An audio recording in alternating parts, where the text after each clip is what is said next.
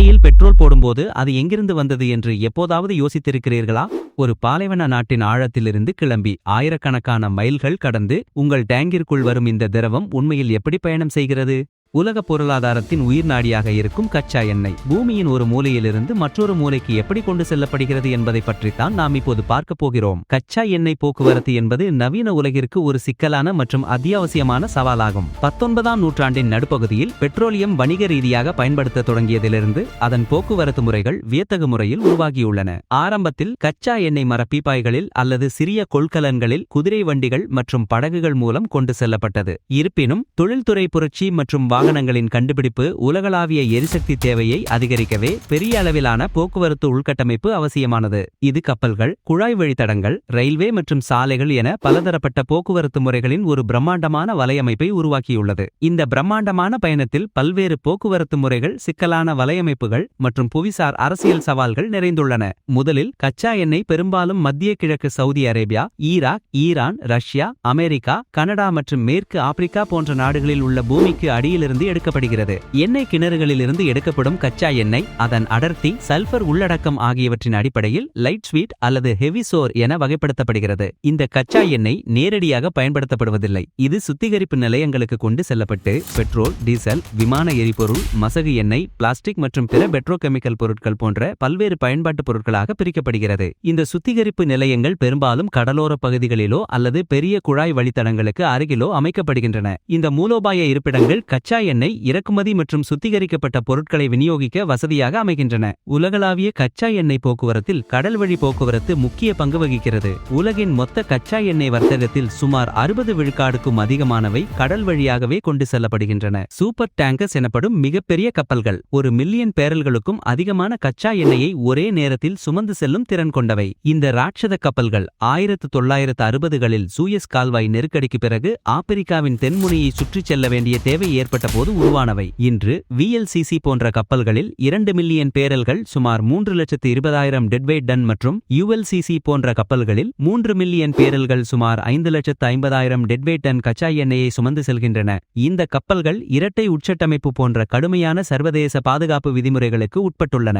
இது கசிவுகளை தடுக்க உதவுகிறது. இந்த ராட்சத கப்பல்கள் ஹோர்முஸ் ஜலசந்தி, சூயஸ் கால்வாய், மலாக்கா ஜலசந்தி போன்ற முக்கியமான கடல்வழி பாதைகள் வழியாக உலகெங்கும் பயணிக்கின்றன. ஹோர்முஸ் ஜலசந்தி பாரசீக வளைகுடாவை அரபிக்கடலுடன் இணைக்கிறது. உலகின் கச்சா எண்ணெய் உற்பத்தியில் சுமார் 20% மற்றும் உலகின் திரவமாக்கப்பட்ட இயற்கை எரிவாயு வர்த்தகத்தில் சுமார் 30 விழுக்காடு இந்த குறுகிய கடல்வழி பாதை வழியாகத்தான் செல்கிறது. சவுதி அரேபியா, ஈராக், ஈரான், ஐக்கிய அரபு எமிரேட்ஸ், குவைத் மற்றும் கத்தார் போன்ற முக்கிய எண்ணெய் உற்பத்தி நாடுகளின் ஏற்றுமதிக்கு இது ஒரு முக்கியமான நுழைவாயிலாகும். இதன் குறுகலான புவியியல் அமைப்பு, சுமார் 39 கிலோமீட்டர் அகலம் மற்றும் புவிசார் அரசியல் பதட்டங்கள் காரணமாக இது உலகின் மிக முக்கியமான எண்ணெய் போக்குவரத்து தடை மண்டலங்களில் ஒன்றாக உள்ளது. சூயஸ் கால்வாய் மத்திய தரை கடலையும் செங்கடலையும் இணைக்கிறது. ஆப்பிரிக்காவை சுற்றிச் செல்லும் நீண்ட பயணத்தை தவிர்க்கிறது. இது உலகின் மொத்த வர்த்தக அளவில் சுமார் 12% கையாள்கிறது மற்றும் மத்திய கிழக்கு எண்ணெய் ஐரோப்பா மற்றும் வட அமெரிக்காவிற்கு கொண்டு செல்லப்படும் ஒரு முக்கிய பாதையாகும். கால்வாயின் ஆழம் மற்றும் அகலம் காரணமாக VLCC மற்றும் ULCC போன்ற மிகப்பெரிய கப்பல்கள் சில நேரங்களில் சூயஸ் கால்வாய் வழியாக செல்ல முடியாது. அதற்கு பதிலாக சூயஸ்மெட் குழாய் வழித்தடத்தை பயன்படுத்தலாம். மலாக்கா ஜலசந்தி இந்திய பெருங்கடலையும் பசிபிக் பெருங்கடலையும் இணைக்கிறது. இது மத்திய கிழக்கு நாடுகளிலிருந்து சீனா, ஜப்பான், தென்கொரியா போன்ற கிழக்கு ஆசிய நாடுகளுக்கு செல்லும் எண்ணெயின் முக்கிய பாதையாகும். உலகின் மொத்த வர்த்தகத்தில் சுமார் 30 விழுக்காடு மற்றும் வடகிழக்கு ஆசியாவிற்கு அனுப்பப்படும் எண்ணெயில் 80%க்கும் அதிகமானவை இந்த ஜலசந்தி வழியாக செல்கின்றன. கடற்கொள்ளையர்கள் மற்றும் போக்குவரத்து நெரிசல் ஆகியவை இங்குள்ள முக்கிய சவால்களாகும். பாப் தெல்மந்தேப் ஜலசந்தி செங்கடலையும் ஏடன் வளைகுடாவையும் இணைக்கிறது. இது சூயஸ் கால்வாய் வழியாக செல்லும் கப்பல்களுக்கு ஒரு முக்கியமான நுழைவாயிலாகும். பனாமா கால்வாய் அட்லாண்டிக் மற்றும் பசிபிக் பெருங்கடல்களை இணைத்து அமெரிக்க கண்டத்தை சுற்றிச் செல்லும் தேவையை தவிர்க்கிறது. இது முக்கியமாக சுத்திகரிக்கப்பட்ட பெட்ரோலிய பொருட்களின் போக்குவரத்திற்கு பயன்படுத்தப்படுகிறது. நிலப்பகுதிகளில் கச்சா எண்ணெய் மற்றும் சுத்திகரிக்கப்பட்ட பெட்ரோலிய பொருட்கள் குழாய் வழித்தடங்கள் வழியாக கொண்டு செல்லப்படுகின்றன. இவை ஆயிரக்கணக்கான கிலோமீட்டர்கள் நீளமுள்ள மிகப்பெரிய வலையமைப்புகள். 1860களில் அமெரிக்காவில் முதல் எண்ணெய் குழாய் வழித்தடங்கள் அமைக்கப்பட்டதிலிருந்து இந்த முறை எண்ணெய் போக்குவரத்தின் முதுகெலும்பாக மாறியுள்ளது. குழாய் குழாய் வழித்தடங்கள் மலைகள், ஆறுகள், பாலைவனங்கள் என பல்வேறு நிலப்பரப்புகளை கடந்து செல்கின்றன. இந்த வழித்தடங்கள் மூலம் எண்ணெய் ஒரு இடத்திலிருந்து மற்றொரு இடத்திற்கு பாதுகாப்பாகவும் திறமையாகவும் கொண்டு செல்லப்படுகிறது. ட்ரூஷ்பா குழாய் வழித்தடம் நட்பு குழாய் வழித்தடம் என்று பொருள்படும். இது ரஷ்யாவிலிருந்து பெலாரஸ், போலந்து, ஜெர்மனி, உக்ரைன், செக் குடியரசு, ஸ்லோவாக்கியா, ஹங்கேரி மற்றும் குரோஷியா போன்ற மத்திய மற்றும் கிழக்கு ஐரோப்பிய நாடுகளுக்கு எண்ணெய் கொண்டு செல்கிறது. சுமார் 4000 கிலோமீட்டருக்கும் அதிகமான நீளம் கொண்ட இது உலகின் மிக நீண்ட எண்ணெய் குழாய் வழித்தடங்களில் ஒன்றாகும். டிரான்ஸ் அலாஸ்கா குழாய் வழித்தட அமைப்பு அலாஸ்காவின் ப்ரூடோ பேயில் இருந்து வால்டஸ் துறைமுகம் வரை சுமார் 1300 கிலோமீட்டர் தூரத்திற்கு எண்ணெய் கொண்டு செல்கிறது. கீஸ்டோன் குழாய் வழித்தட அமைப்பு கனடாவிலிருந்து அமெரிக்காவின் சுத்திகரிப்பு நிலையங்களுக்கு எண்ணெய் கொண்டு செல்கிறது. சியூம்ட் குழாய் வழித்தடம் எகிப்தில் உள்ள செங்கடலில் இருந்து மத்தியதரை கடல் வரை சுமார் 320 கிலோமீட்டர் தூரத்திற்கு செல்கிறது. இது சூயஸ் கால்வாய் வழியாக செல்ல முடியாத பெரிய கப்பல்களுக்கு மாற்றாக அமைகிறது.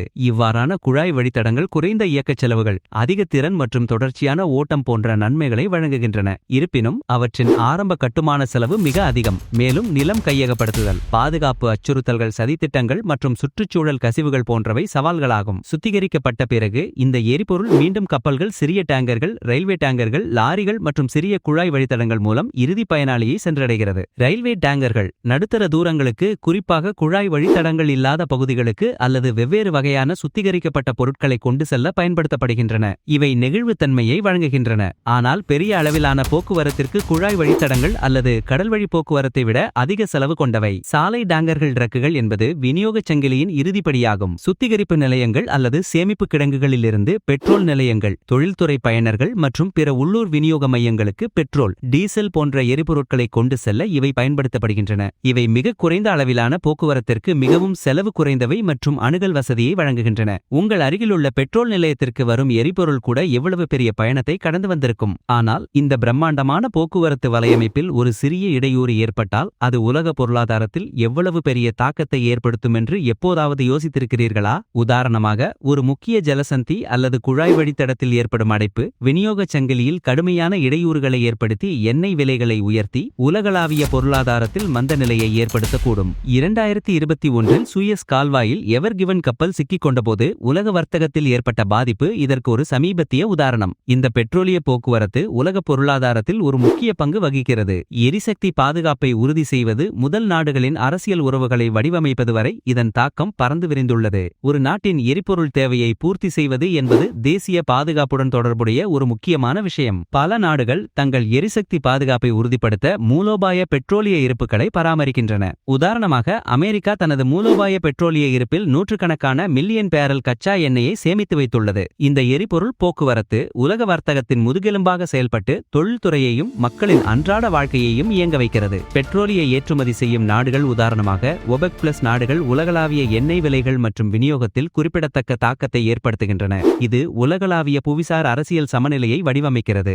எதிர்காலத்தில் மின்சார வாகனங்கள் மற்றும் புதுப்பிக்கத்தக்க எரிசக்தி ஆதாரங்களான சூரிய சக்தி, காற்றாலை சக்தி ஆகியவற்றின் வளர்ச்சி பெட்ரோலிய போக்குவரத்தின் தேவையை குறைக்கலாம். இருப்பினும் அடுத்த சில பத்தாண்டுகளுக்கு உலக எரிசக்தி தேவையை பூர்த்தி செய்வதில் இந்த போக்குவரத்து முறை இன்றியமையாததாகவே இருக்கும். சர்வதேச கடல்சார் அமைப்பு போன்ற அமைப்புகள் கடல்வழி போக்குவரத்தில் சுற்றுச்சூழல் விதிமுறைகளை கடுமையாக்கி வருகின்றன. புதிய தொழில்நுட்பங்கள் மற்றும் பாதுகாப்பு வழிமுறைகள், அதாவது குழாய் வழித்தடங்களில் கசிவுகளை கண்டறியும் மேம்பட்ட சென்சார்கள், கப்பல் வழித்தட மேலாண்மை அமைப்புகள் மற்றும் செயற்கை நுண்ணறிவு அடிப்படையிலான கணிப்பு மாதிரிகள் ஆகியவை இந்த பயணத்தை மேலும் திறமையானதாகவும் பாதுகாப்பானதாகவும் மாற்ற முயற்சிக்கின்றன. ஆர்க்டிக் கடல் வழித்தடங்கள் காலநிலை மாற்றத்தால் பனிக்கட்டிகள் உருகி வருவதால் எதிர்கால எண்ணெய் போக்குவரத்துக்கான சாத்தியமான மாற்று வழிகளாக உருவாகி வருகின்றன. இருப்பினும் அவை அவற்றின் சொந்த சவால்களையும் சுற்றுச்சூழல் அபாயங்களையும் கொண்டுள்ளன. நாம் பயன்படுத்தும் ஒவ்வொரு லிட்டர் பெட்ரோலுக்கும் பின்னால் கடல்களையும் கண்டங்களையும் கடந்து வரும் ஒரு பிரம்மாண்டமான பயணம் ஒளிந்திருக்கிறது. இந்த கண்ணுக்கு தெரியாத உலகளாவிய வலையமைப்புதான் நவீன உலகின் இயந்திரங்களை தொடர்ந்து இயங்க வைக்கிறது என்பதை நாம் புரிந்து கொள்ள வேண்டும்.